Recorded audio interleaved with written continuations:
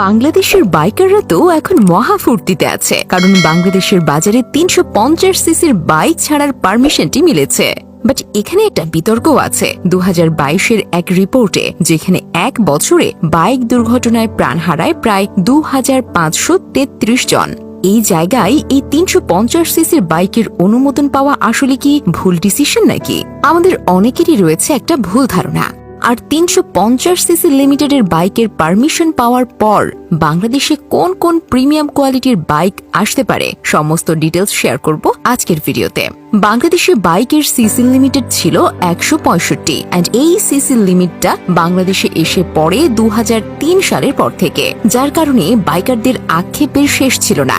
কারণ এই সিসি লিমিটের কারণে প্রিমিয়াম বাইকগুলো বাইকার্সরা বাংলাদেশে চালাতে পারত না। ওই ইউটিউব বা অনলাইনে পাশের দেশ কিংবা অন্যান্য দেশের বাইকার্সদের প্রিমিয়াম বাইক চালানো দেখে চোখের শান্তি কোনো রকমে মেটাতে হতো। কিন্তু রয়্যাল এনফিল্ড বাংলাদেশে আনার এবং ম্যানুফ্যাকচার করার পারমিশন পাওয়ার সঙ্গে সঙ্গে ৩৫০ সিসি লিমিট পর্যন্ত বাইক বাজারে ছাড়ার পারমিশন তো মিলল, কিন্তু প্রশ্ন হলো বাংলাদেশের রাস্তায় এত সিসির বাইক চালালে দুর্ঘটনা কি বাড়বে না? এখন একটা বিষয় নিয়ে আমাদের অনেকেরই ভুল ধারণা আছে, সেটা হলো বেশি সিসি মানে বেশি স্পিড। অ্যাকচুয়ালি বিষয়টা এরকম না। একটা জিনিস একটু এক্সপ্লেন করে দিই। আমাদের দেশে খুব সহজেই ১৫০ সিসির বাইক বাজারে অ্যাভেলেবল রয়েছে। Pulsar, Apache, RTR, Suzuki Gixxer এবং আরো বেশ কয়েকটা বাইক। এই বাইকগুলো ১৫০ সিসি হলেও এদের টপ স্পিড কিন্তু এক নয়। কিছু ১৫০ সিসি বাইকের টপ স্পিড হয়তো ১২০ কিলোমিটার পার আওয়ার, আবার কিছু ১৫০ সিসি বাইকের top speed ১৬০ kilometre per hour.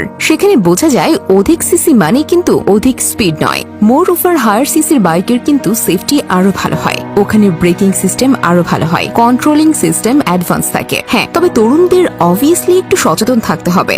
Otherwise ৩৫০ CC কেন, ভটভটি বাইক দিলেও ওরা ওই দুর্ঘটনা করবে।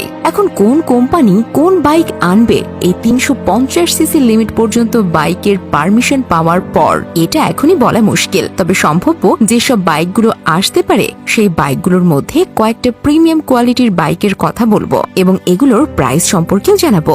অফকোর্স রয়্যাল এনফিল্ড তো আসবেই। সো রয়্যাল এনফিল্ড ক্লাসিক 350 এটা যদি আসে তাহলে সম্ভাব্য মূল্য পড়বে ৬ লাখ টাকার মতো।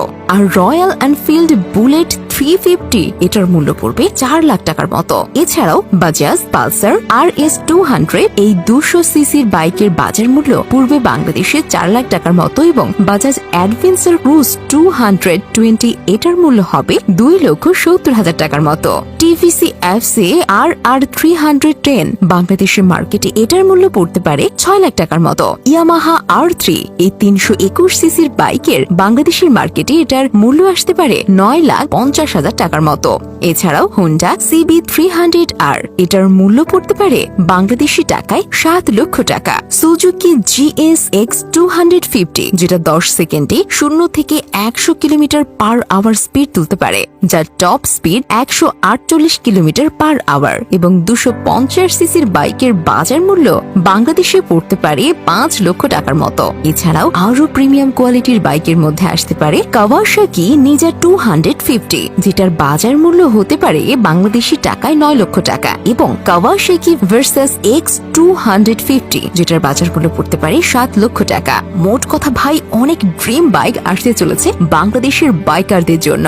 সো আপনার কাছে কোনটা ড্রিম বাইক অবশ্যই কিন্তু জানাবেন।